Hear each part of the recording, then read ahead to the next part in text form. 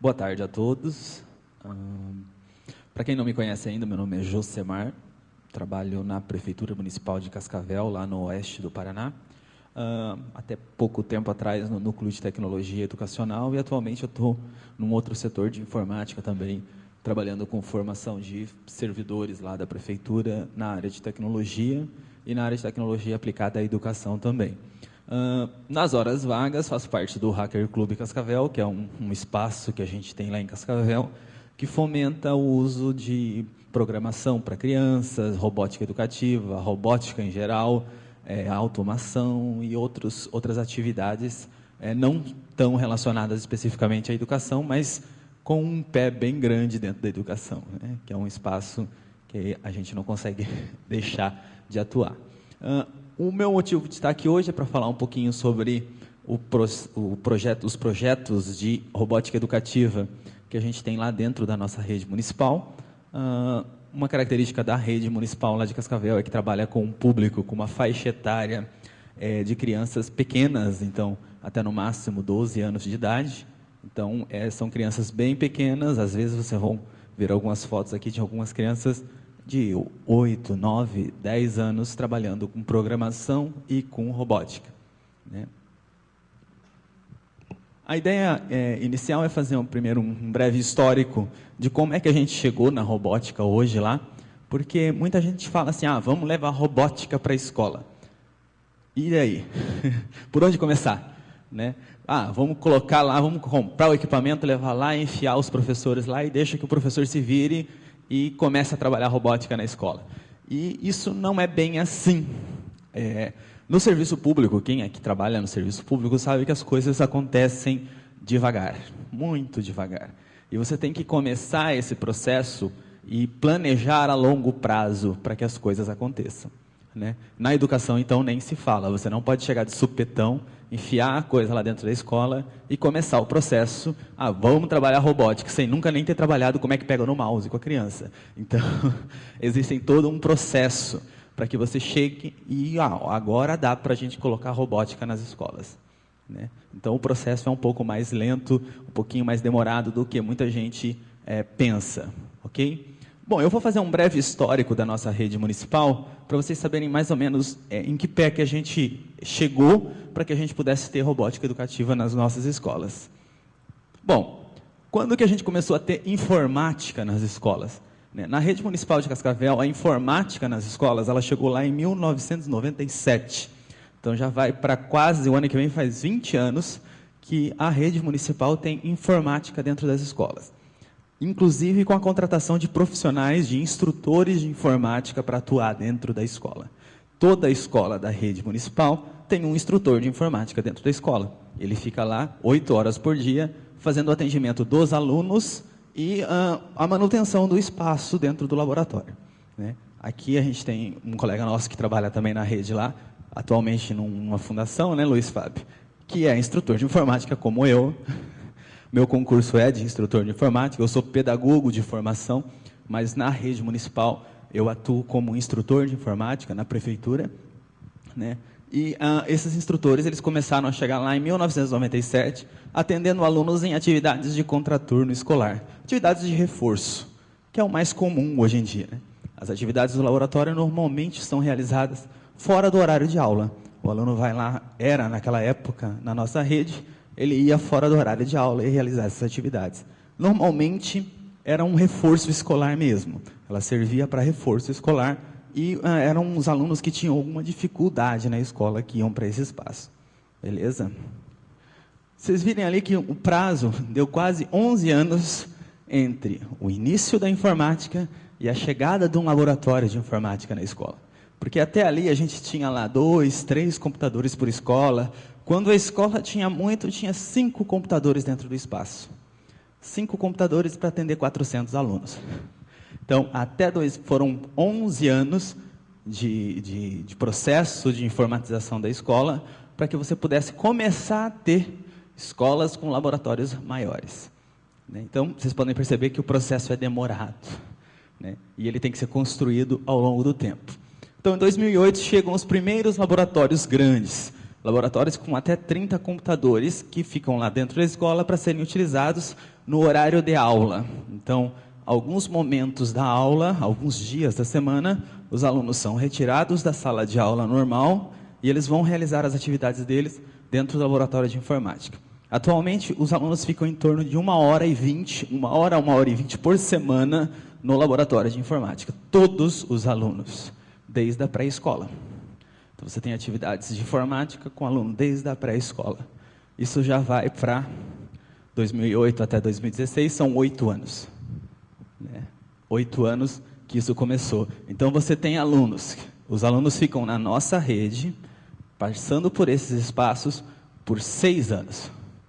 Eles ficam nesse espaço. Então, 6 anos, desde a pré-escola, o aluno fica passando pelo laboratório de informática e realizando nesses espaços. Ok? Então, se o aluno entrar na pré-escola hoje, e ele for ficar 6 anos na nossa rede municipal, daqui uns 3 ou 4 é que a gente vai começar a falar de programação com ele. Daqui uns 3 ou 4 anos, não é agora, na pré-escola, ok? A gente vai ter todo um trabalho de informática, de aprender a usar o computador, de aprender a manusear as ferramentas do computador, para que depois você trabalhe robótica com ele. Se você for para uma escola em que os alunos não têm acesso à computação desde cedo e já querer chegar direto com a robótica, você não vai conseguir fazer isso. Beleza? Então, essa é uma característica que a gente tem que pensar no caso da educação e na escola pública. Lembra-se, nós estamos falando aqui, eu estou falando aqui de escola pública, não escola privada. Escola privada tem outra realidade, mas na escola pública tem essas situações. Por quê? Na escola pública, muitos alunos ainda não têm acesso à tecnologia se não for na escola. Então, como é que você vai pegar um aluno que chegou hoje na escola, muitas vezes nunca viu um computador de perto, nunca pegou no mouse, nunca manuseou um equipamento e já querer introduzir ele na programação, na robótica, em atividades que vão exigir uma habilidade que ele ainda não tem. Beleza? No ano de 2009, chegam os laboratórios do Programa Nacional de Informática na escola, nas escolas da rede municipal lá de Cascavel. Várias escolas de várias cidades do Brasil, isso aconteceu. Né? O Programa Nacional de Informática na escola, o PROINFO, esse programa ele surgiu lá em 1997 também.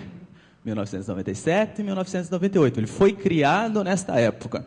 Então, um programa que criou-se em 1997, 98, os primeiros laboratórios grandes para as escolas começaram a chegar em 2009. Né? São 12 anos de espera. Até então, iam 2, 3 computadores por escola. Mas laboratórios mesmo começaram a chegar com os programas como Pregão 83, 2008. E quem trabalha na educação conhece esses equipamentos. Que chegaram 15 computadores, 18, dependendo do modelo do laboratório, 18 computadores para as escolas. Na nossa rede, a gente transformou esses 18 em 27. A gente dobrou a quantidade de telas dele, e aí a gente conseguiu ampliar os espaços e atender até 27 a 30 alunos no laboratório, usando o mesmo equipamento. Tá? Como ele trabalha com aquela questão do multiterminal, né, você tem 2 ou 3 telas para cada gabinete, então você consegue ampliar isso e atingir uma quantidade maior de alunos, tá? Do Programa Nacional de Informática na escola. Em 2010, a gente iniciou as atividades do Núcleo de Tecnologia Educacional Municipal. Foi o ano que eu comecei a trabalhar com formação de professores e de funcionários no uso de tecnologia na escola. Tá? Até então, existiam formações, mas elas tinham outra finalidade. Por quê? Além de 2009, com a chegada dos laboratórios, eles vieram com o sistema operacional Linux. E aí a gente teve que começar do zero a formação dos profissionais. E muitos municípios não fizeram isso. Muitos municípios. Alguns aqui, quem trabalha em educação, sabe o que eu estou querendo dizer. Chegou o laboratório com Linux lá e ninguém foi lá ensinar o professor a usar Linux. Né? Nós começamos ali em 2010 com a formação de professores. De 2010 a 2015 foram quase 3 mil professores formados no uso básico, pelo menos, de Linux. Né? Saber ligar, desligar, acessar o editor de texto, acessar o navegador web e saber utilizar o básico. Além da formação básica, a gente fez uma formação mais técnica para os nossos instrutores de informática. Porque a gente tem um profissional dentro da escola para fazer a manutenção desse laboratório. Então, se você tem 62 escolas, que é o nosso caso lá, algumas escolas com 900 alunos, outras com 700 alunos, todos nessa faixa pequena de idade, lembrando, a gente não está falando de aluno de 15 anos, a gente está falando de aluno de 7 anos, 8 anos, 9 anos, para mexer nesse computador. Como é que você vai querer que o professor regente lá da sala de aula saia do laboratório da sala de aula com a turminha dele de crianças, vá para o laboratório, ligue o computador e faça funcionar, se você não der formação para ele e não der o suporte técnico para ele, né? Então a gente começou essa formação com eles ali. Ok? Em 2010, com a chegada do Linux nas escolas, a gente mandou os nossos instrutores conhecer Linux.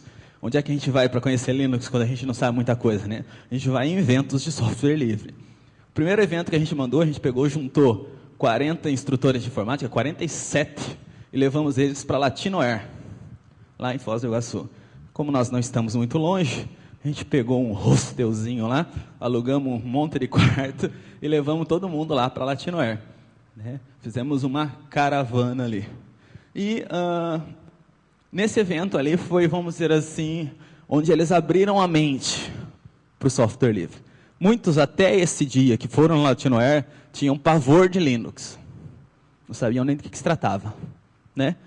E com a levada, a apresentação desse mundo do software livre para eles, e a conversa com os profissionais que estavam lá, nós levamos sorte que naquele ano tinha uma trilha de educação bem forte na Latinoair. 2010 foi um ano muito forte a educação lá na Latinoair.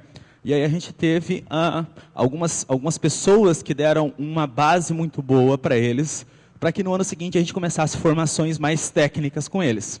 E eles abriram a mente. Hoje, se você for em qualquer uma das nossas escolas, nenhum dos nossos instrutores querem voltar para o Windows. Nenhum. Por quê? Reduz a manutenção do laboratório de informática. Com o Linux, você não tem problema de vírus, pendrive, que os professores plugam no computador lá no Windows e espalham aquele vírus pela escola inteira. No laboratório de informática, não tem esse problema, né? E a própria quantidade de ferramentas disponíveis no Linux para a educação. No Linux tem muito mais recurso educacional do que no Windows. E gratuitos ainda por cima. Sem você precisar piratear o software para poder usar, né? Então, essa é uma das características, e o que a gente fez foi levar eles para conhecer esse mundo e abrir os olhos deles para isso. Ok? Bom, a partir de 2010, então, a partir da Latinoair, que o pessoal abriu a mente, a gente começou a formação desses profissionais, né? Os instrutores de informática da nossa rede receberam formação em Moodle, Joomla, WordPress, Drupal, em várias ferramentas que eles pudessem estar usando na escola com os alunos. Ah, mas todo mundo usou Joomla na escola? Não. Todo mundo usou Drupal na escola? Não. Todo mundo fez um servidor web dentro do laboratório? Não. Só que alguns fizeram o Joomla, alguns fizeram o Drupal, alguns colocaram o Moodle lá dentro da escola, alguns utilizaram servidores web para compartilhar arquivo dentro da escola. Só que você dá a mesma formação para todos. Aquela pessoa é que decide qual o recurso que ela vai utilizar no espaço que ela está trabalhando. Essa é uma coisa que não pode ser imposta a eles. Você não pode chegar lá para o professor e falar, você tem que usar esta ferramenta, se ele não tem afinidade com ela. Você apresenta todas as ferramentas possíveis para esse professor, e ele escolhe aquela que ele tem facilidade e tem habilidade para trabalhar, né? E a mesma coisa vai valer para os alunos depois. Tem que ser uma ferramenta que seja atrativa para o aluno dele. E não é toda escola igual. Não é todo local que é igual, né? Eu trabalho atualmente eu estou numa outra secretaria. Mas nas escolas você tinha bairros em que os alunos preferiam ele mesmo encontrar o jogo na internet. Alguns já não têm tanta habilidade assim. Ele preferia que o instrutor deixasse os atalhos para ele. Cada escola é uma situação diferente. Ok? Então a gente não pode tratar todos os ambientes escolares como iguais. Eles são diferentes. É na mesma cidade? É. Mas não são iguais. Ok? Não são a mesma coisa, né? Então todas essas ferramentas aqui a gente foi fazendo treinamentos, formações, introdução ao Linux, várias distribuições para que eles pudessem experimentar, né? Qual que é a melhor distribuição que eu prefiro para servidor? Você decide. Eu apresento todas as opções, você vê qual que você tem mais atratividade, qual você tem mais facilidade em trabalhar, Alguns preferem derivados do Red Hat, outros preferem derivados do Debian, outros preferem derivados do Slackware. Então, cada um tem sua habilidade e sua afinidade, ok? Mas você apresenta todas para eles. Todos receberam todas as formações. E ele pôde escolher depois qual que ele queria utilizar. Isso foi a mesma coisa para a robótica, ok? A gente deu uma formação inicial igual para todos. Quem tinha mais habilidade, quem gostava mais daquilo, foi se aprofundando. E aí a gente conseguiu implantar alguns projetos que a gente vai falar daqui a pouquinho, ok? Bom, em 2012, a gente iniciou uma formação com os instrutores nossos, com os nossos profissionais, de introdução à lógica de programação para crianças, que foi o Scratch. A gente começou a trabalhar o Scratch com os instrutores, primeiro. Foram 6 meses quase de formação no Scratch para eles, para que eles tivessem facilidade. A gente tem 62 escolas. Dessas 62, 20 só, que o instrutor se identificou e depois, no ano seguinte, conseguiu aplicar com os alunos. Então, dessas 62 escolas, a gente não obrigou que todo mundo tem que ensinar Scratch na escola, não é isso. A escola, o grupo da escola é que tem que decidir qual ferramenta que ele acha importante. E, no caso, o Scratch foi uma dessas opções. Então, em 2013, algumas escolas apresentaram e começaram a utilizar, e quase 4.000 crianças tiveram acesso ao Scratch na escola. Algumas usaram por mais tempo, outras usaram por menos tempo, algumas fizeram só as 9 lições básicas, outras se aprofundaram, desenvolveram mais recursos, mas você você abre a possibilidade, você mostra as possibilidades para esse professor, para esse profissional que está lá dentro da escola. Em 2013, em 2014, melhor dizendo, pode avançar ali, em 2013 mesmo, em julho, eu vim aqui no FISLE para apresentar os resultados desse projeto. Que foi em 2013 aqui mesmo, nesse local. Não nessa sala, mas nesse local. E eu estive aqui para falar sobre o FISLE. Aquele lá sou eu mesmo, tá? Não estranhe. Bom, avança um pouquinho ali. 2014, iniciamos a formação em robótica educativa e na elaboração, começamos a elaborar o primeiro projeto piloto. A gente colocaria em uma escola inicialmente o projeto. Ok? A gente fez esse processo de implantação ali. Para que esse processo se concretizasse, a gente fez parcerias. Uma das parcerias foi com a fundação que a gente tem lá no município, a Fundetec. O Luiz Fábio, que teve que foi numa outra palestra ali agora, ele participou, ele é o coordenador, o gerente do laboratório de inovação dessa fundação. Ele é instrutor de informática, trabalhou na escola até 2013, por ali. Ele trabalhou na escola com a gente, então como a gente tinha uma certa facilidade de contato, a gente fez uma parceria com o laboratório, e o laboratório adquiriu uma parte dos kits de robótica.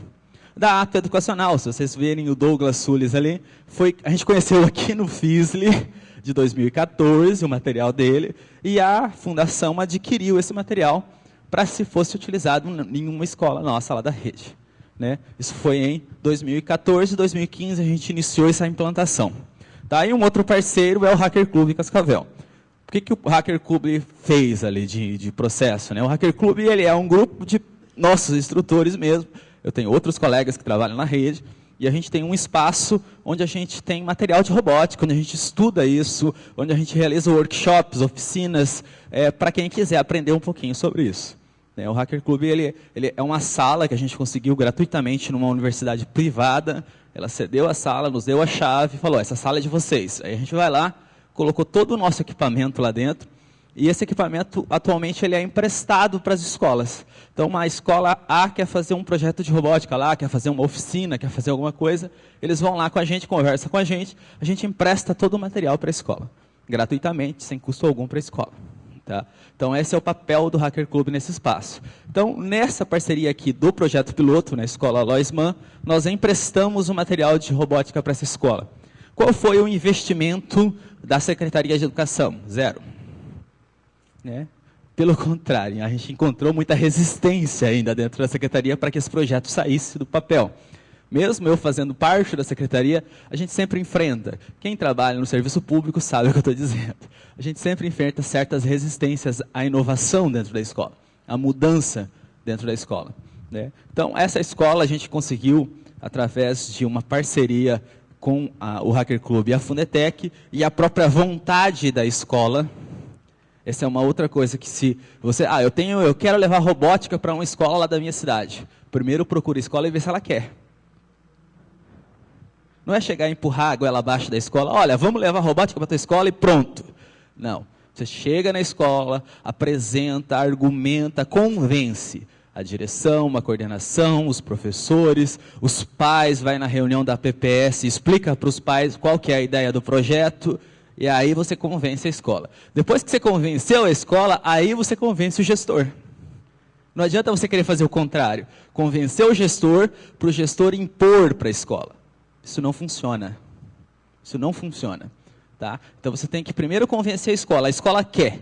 A escola abraçou o projeto. E a partir do momento que ela abraçou o projeto, convencer o gestor é o mais fácil. Né? Porque primeiro você mostra para ele, olha, você não vai gastar nada para fazer. Ou você vai gastar pouco para fazer esse projeto funcionar. Né? Um kit de robótica com Arduino, por exemplo, é barato. Se você parar para pensar que você pode comprar ali 10 kits, você atende a escola inteira. Né? Então, você vai gastar ali R$2.000, atende 5.000 alunos. Se você quiser, não tiver dinheiro para gastar, é uma opção, com robótica livre. Okay? E entre outras possibilidades. Bom, então lá em 2015 a gente iniciou, né? A Fundetec adquiriu alguns kits de robótica, 3 kits de robótica da Ato Educacional, e o Hacker Club em Cascavel entrou com os demais componentes para serem usados nessa escola. Tá? Essa escola ela atendeu 100 alunos por semestre nesse projeto de robótica. As atividades de robótica aconteciam em contraturno escolar, acontecem em contraturno escolar, e os alunos que querem vão para a robótica. Uma outra característica. Não adianta querer você pegar a turminha do 5º ano inteira e falar, eu vou fazer robótica com a turma inteira. Metade da turma não gosta de informática, ou não gosta de robótica, e não tenha preconceito de achar que é só as meninas que não vão gostar. Pelo contrário, a maior parte dos alunos dessas turmas são meninas que se interessaram por tecnologia e por robótica. Tá? E as que melhor fazem também são meninas, por incrível que pareça. Okay? Há algumas situações, por exemplo, na segunda escola que a gente conseguiu implantar o ano passado, as melhores programadoras são as meninas. Elas têm mais facilidade. Por incrível que pareça também, porque muita gente acha que é o contrário, e não é. Tá? A habilidade das meninas são muito mais detalhistas na programação, o código delas fica muito mais limpo e tudo mais. Então, é uma característica bem interessante a gente olhar. Detalhe, eu estou falando de crianças de 9 anos, tá? Eu não estou falando de crianças maiores. Estou falando de crianças de 9, 10, 11 anos. A gente tem criança nossa lá do grupo que participou do projeto de Scratch, participa do projeto de robótica, tem 11 anos de idade e programa em C. E de escola pública. De escola pública, não estou falando de escola privada. Ok? Gente que muitas vezes não tem acesso à tecnologia fora da escola e tem habilidade com isso. Beleza? Então, aqui algumas situações. O projeto foi implantado lá o ano passado, né, no mês de maio do ano passado. Maio, junho ali. E durante o ano passado todo ele funcionou nesta escola com esse material emprestado, né, da Fundetec e do Hacker Club Cascavel. No início deste ano, conseguiram uma verba de R$25.000, compraram uma impressora 3D para a escola, compraram os kits próprios da escola mais completo, e essa escola está redondinha hoje lá, funcionando o projeto. Pode avançar um pouquinho mais ali para mim? Então, essa escola ela tem toda essa estrutura, impressora 3D, materiais, todos aqueles robozinhos ali foram impressos na impressora 3D da própria escola. Né? Inicialmente eles tinham uma impressora 3D do Hacker Club, que a gente emprestou lá, ficou na escola 6 meses aquela impressora, e ela imprimia o material para ela poder usar. Né? E agora eles têm a própria impressora 3D deles lá, adquirida da 3D Cloner, que também está mostrando aqui. Vocês podem perceber que os contatos do Fizzly, da Latinoair, eles são importantes para esse processo. E você manter contato com essas pessoas aqui, são muito importantes para que você possa levar projetos lá para o seu dia a dia. Né? Então, essa escola está 100%, está lá o Douglas Tulis lá, dando a oficina para os nossos instrutores do kit Ato Educacional. Ele foi até lá Cascavel, deu essa oficina para o pessoal, foi muito legal, muito útil, serviu bastante para o projeto. E mais recentemente a gente está colocando numa segunda escola. Como a escola comprou todo o kit dela, uma outra escola se interessou em também aplicar o projeto.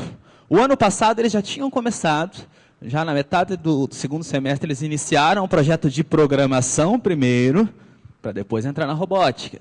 É uma outra coisa que a gente tem que pensar, não é só chegar e já enfiar a robótica lá dentro da escola. Tem que ter um preparo, tem que ter uma preparação. Você começa por alguma coisa. Você começa ensinando a lógica de programação básica com Scratch, depois você entra com o Arduino e mostra a lógica de programação do Scratch dentro do Arduino, com o S4A, e aí você vai aprofundando o processo. Com crianças pequenas, e assim funciona, por etapas. Você não pode chegar e empurrar tudo de uma vez lá. Não adianta pular etapas no processo. Tá? Então, nessa escola, lá você está vendo aquela menininha pequenininha lá na frente, toda feliz, ela estava mostrando numa amostra de robótica para os pais dela o joguinho que ela tinha feito. Né? Daquele tamanhinho lá, programando o joguinho lá dela que ela fez no Scratch e indo para uma atividade, um evento da escola com mais de 100 pais lá e ela no projetor mostrando o joguinho dela lá para os pais dela e para os pais dos coleguinhas dela. Né? Aquela menininha ali, ela terminou o 5º ano, agora no final do ano passado, e esses dias ela postou um vídeo dela montando o robozinho dela em casa, fora da escola. Ela já não está mais na rede municipal, ela está em outra rede, na rede estadual de ensino, que não tem projetos desse tipo, e ela continua interessada na área. Continua, esse dia ela postou um videozinho no YouTube dela, ela comprou um kit de robótica para ela, e ela estava lá montando o robozinho dela em casa. Né? Daquele tamanhinho ali. E programando isso depois. Né? Pode avançar um pouquinho ali.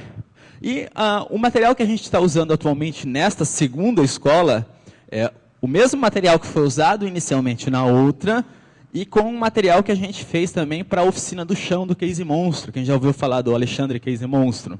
Aqui, poucos aqui, alguns, né?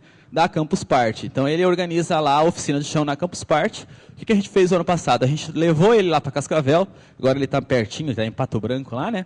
Então, a gente levou ele para Cascavel, ele passou 2 dias inteiros lá, dando a oficina de chão para os nossos instrutores. Os instrutores que se interessaram, que quiseram, pegaram os kits emprestados do Hacker Club e foram fazer as oficinas de chão na sua escola.